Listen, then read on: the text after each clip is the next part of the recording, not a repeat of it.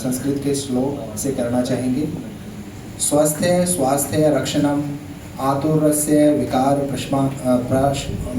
प्रशमनम।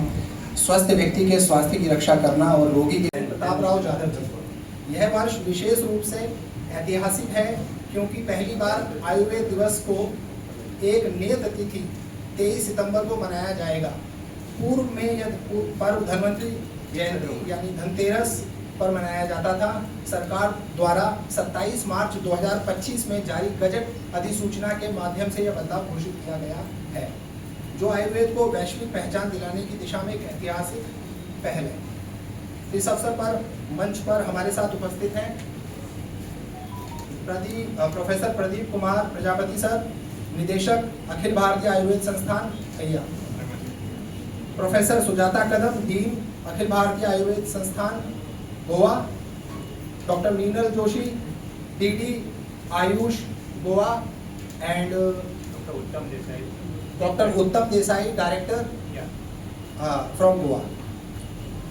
अब मैं आमंत्रण देना चाहूँगा अखिल भारतीय आयुर्वेद संस्थान गोवा और अखिल भारतीय आयुर्वेद संस्थान के निदेशक प्रोफेसर प्रदीप कुमार प्रजापति जी को, जो हमें कल आयोजित होने वाले आयुर्वेद दिवस के मुख्य कार्यक्रमों, घोषणाओं, नवाचारों और संस्थानों की तैयारी से अवगत कराएंगे। सर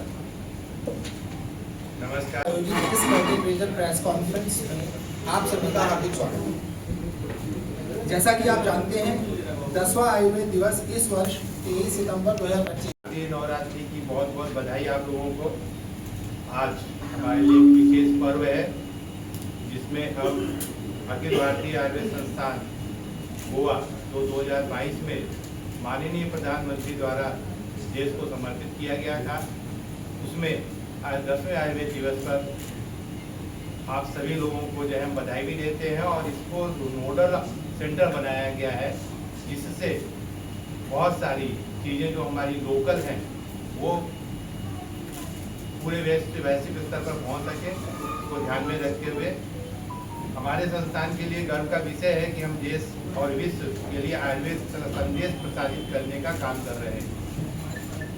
और 2016 से ये प्रतिवर्ष धनतेरस के दिन मनाया जा रहा था, आपको जैसा बताया गया है, लेकिन इस बार 23 सितंबर डिसाइड किया गया और 23 सितंबर एक विशेष दिन होता है जिस दिन 12 घंटे की रात और 12 घंटे का दिन होता है। जो आयुर्वेद के दृष्टिकोण से देखें तो हमारे पास दिनचर्या और ऋतुचर्या के हिसाब से श्रेष्ठ दिन होता है, इसलिए वो दिन फिक्स किया गया है।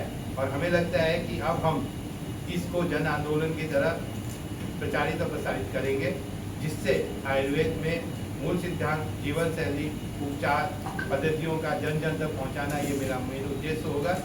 इस वर्ष का विषय जैसे आप लोगों को पता है, आयुर्वेद जन जन के लिए और पृथ्वी के कल्याण के लिए, Ayurveda for people and planet, ये कल्पना के साथ दिया गया है, जो न केवल व्यक्तिगत स्वास्थ्य बल्कि वैश्विक स्वास्थ्य, पारिस्थितिक संतुलन और सतत विकास को भी रेखांकित करता है। इस उद्देश्य से मानव जीवन, पशु और पौधों का भी पर्यावरण के रूप में हम जो है प्रचार प्रसार करेंगे, उनका संरक्षण करेंगे।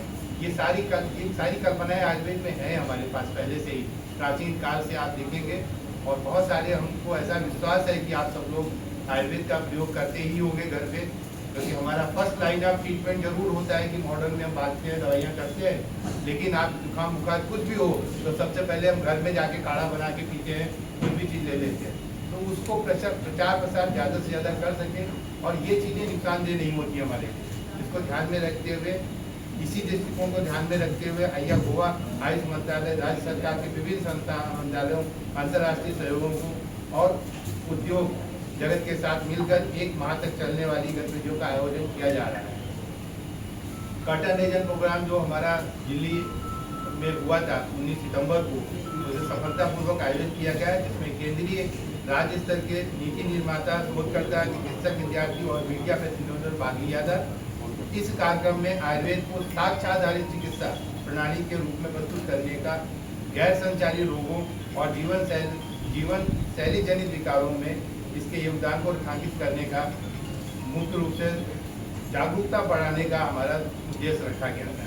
क्योंकि आप सभी जानते हैं कि इस समय life style disorder, metabolic disorders, बहुत सारी बीमारियां ऐसी हैं जिनका कंट्रोल नहीं है उनका कोई मॉडर्न ट्रीटमेंट नहीं है। उनका केवल एक ही ट्रीटमेंट है कि हम अपने प्राचीन पद्धतियों से, अपने आचार विचार से, अपने आहार विहार से उसका कंट्रोल कर सकें। इस वर्ष समारोह में कई प्रमुख कार्यक्रम भी शामिल किए जा रहे हैं।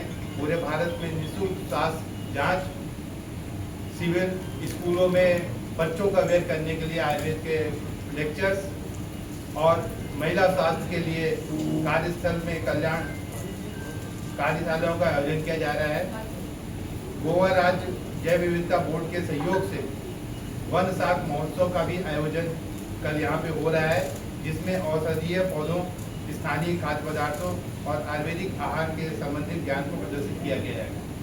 इसके अतिरिक्त अंतर्राष्ट्रीय वेबिनार आयोजित किए जा रहे हैं, जिनमें Argentina, Australia, Brazil, Germany, Japan, Italy, Malaysia और श्रीलंका सहित कई देशों के विशेषज्ञ भाग ले रहे हैं। भारतीय दूतावासों द्वारा भी विभिन्न देशों में व्याख्यान आयोजित किए जा रहे हैं, संगोष्ठियाँ और इस तरह का, जिससे ज़्यादा से ज़्यादा प्रचार प्रसार हो सके, हमारा वर्ल्ड लेवल पे वैश्विक स्तर पर पहुँचाया जा सके। सोशल मीडिया और जनसंचार के माध्यम पर व्यापक जागरूकता अभियान चलाया जा रहा है, जिसमें आयुर्वेद संवाद, पैनल चर्चा, पॉडकास्ट श्रृंखला, डॉक्यूमेंट्री निर्माण, शॉर्ट फिल्म, अपडेट लेख और सोशल मीडिया इन्फ्लुएंसर कार्यक्रम शामिल है। इस वर्ष विशेष रूप से आयुर्वेद आहार का प्रचार प्रसार पर ध्यान केंद्रित किया गया है, जिसमें FSSAI के सहयोग से कार्यशालाएं, व्यंजन प्रदर्शन, जन जागरूकता अभियान आयोजित किए जा रहे हैं। इसका उद्देश्य लोगों को यह बात समझाना है कि आयुर्वेदिक आहार न केवल व्यक्तिगत स्वास्थ्य को प्रोत्साहित करता है, बल्कि पर्यावरणीय प्रभाव को भी कम करता है। इसमें ध्यान देने वाली बात होती है हम लोगों को कि हम लोग आयुर्वेदिक आहार का मतलब ये नहीं है कि जो हमारे किताबों में लिखा है वही आयुर्वेदिक आहार है। ये रीजनल और सीजन के हिसाब से वैरी करता है। जो आपके यहाँ का आहार है वो आपके लिए सुटेबल होगा। अगर इसी आहार को हम अगर पंजाब वालों को खिला दें तो नुकसान करेगा, पंजाबी आहार को हम आपको खिला दें तो कभी कभी तो फायदा करेगा, अदरवाइज वो नुकसान करता है। तो इस चीज़ों को ध्यान में रखते हुए लोकल बात, ग्लोबल की बात कल्पना हमें की जा रही है। तो इसमें जो हमारा लोकल थीम है, उसमें जो हमारे आसपास की चीज़ें हैं उनका प्रयोग करते हुए हम लोकल ज़्यादा से ज़्यादा कितना ज़्यादा फायदा दे सकते हैं, इसको ध्यान में रखा जाए। अखिल भारतीय आयुर्वेद संस्थान गोवा में नई स्वास्थ्य सुविधाओं का भी उद्घाटन हो रहा है। ये आपको जानकर बहुत खुशी होगी, क्योंकि इसमें एक इंटीग्रेटेड ऑन्कोलॉजी केयर सेंटर और रिसर्च सेंटर दोनों बनाए जा रहे हैं, जिसका उद्घाटन कल है। हमारे पास सेंट्रल स्टेराइल सप्लाई डिपार्टमेंट का, लेन एंड प्रोसेसिंग का और ब्लड बैंक जैसी सुविधाओं का उद्घाटन कल किया जा रहा है। ये सुविधाएं रोगियों को एकीकृत और आधुनिक स्वास्थ्य सेवाओं उपलब्ध कराएंगी, आयुर्वेद और आधुनिक चिकित्सा के बीच में एक सेतु का काम करेंगी। तो इंटीग्रेटेड अप्रोच के साथ हम आगे बढ़ रहे हैं कि जो जिस चीज़ का अच्छा है उसको इनकॉर्पोरेट करें। इमरजेंसी की जरूरत होती है तो हमें मॉडर्न को इनकॉर्पोरेट करना पड़ता है। हमें आयुर्वेद से इमरजेंसी करना सीखना है, बाद में मेंटेन करना हमारे लिए बहुत आसान हो जाता है।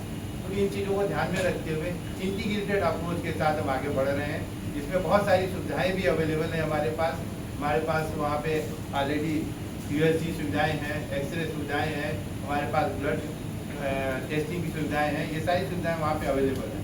हम चाहते हैं कि ज़्यादा से ज़्यादा लोग वहाँ पर आएँ और इन सुविधाओं का फायदा लें। PIA गोवा वर्तमान में 300 से अधिक स्नातक विद्यार्थी और 10 स्नातकोत्तर पाठ्यक्रम के साथ 100 बेडेड हॉस्पिटल भी चला रहा है। इसके साथ साथ 22 स्पेशलिटी OPD भी चल रही है, तो जिससे हमें लगता है कि हम सब लोगों को बहुत फायदा मिलेगा।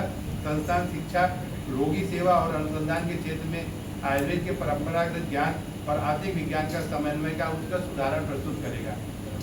10वें आयुर्वेद दिवस में आयुर्वेद को जन जन तक पहुंचाने और विश्व स्वास्थ्य में इसकी महत्वपूर्ण भूमिका को पुनः स्थापित करने का अवसर है। यह 10वें आयुर्वेद दिवस पर राष्ट्रीय आयोजन आयुर्वेदिक जीवन शैली को वैश्विक पटल पर नई पहचान देगा। हम सब मिलकर इस जन आंदोलन में अपनी भागीदारी बढ़ाएं, ताकि आयुर्वेदिक जीवन शैली का सिर्फ स्वस्थ समाज और स्वस्थ पृथ्वी का निर्माण हो सके। AIA गोवा आयुष मंत्रालय इस वर्ष आयुर्वेद दिवस को ऐतिहासिक और सफल बनाने के लिए प्रतिबद्ध है। इस अवसर पर पूरे देश में से भारत सरकार स्वास्थ्य, शिक्षा, महिला, बाल विकास, पर्यटन, पर्यावरण, वन, जलवायु परिवर्तन सहित कई अन्य मंत्रालयों का सहयोग से अनेक कार्यक्रमों का आयोजन किया जा रहा है।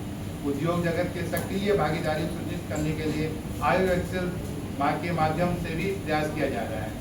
अंत में सभी नागरिक चिकित्सकों, शोधकर्ता, विद्यार्थियों, नीति निर्माताओं का आह्वान है कि वे इस राष्ट्रीय अभियान को सक्रिय भागीदारी करें।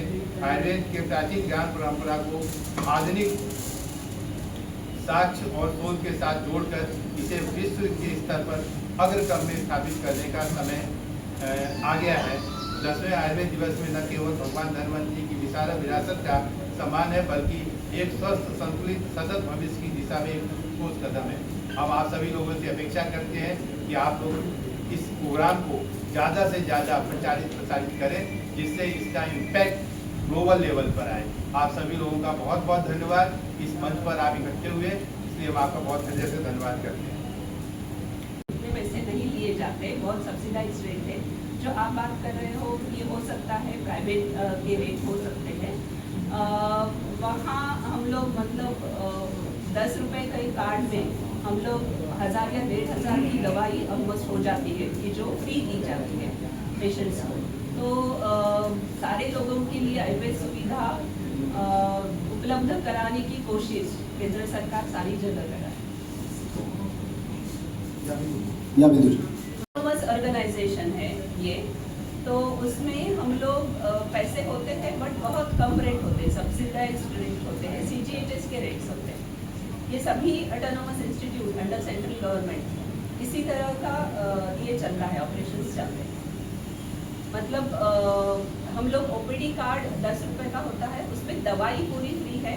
जब पेशेंट एडमिट हो जाता है तभी दवाई फ्री है कंप्लीट, पर कुछ प्रोसीजर या फिर इन्वेस्टिगेशन उसके लिए CGHS के रेट्स के पैसे हैं, क्योंकि ये autonomous organisation under central government.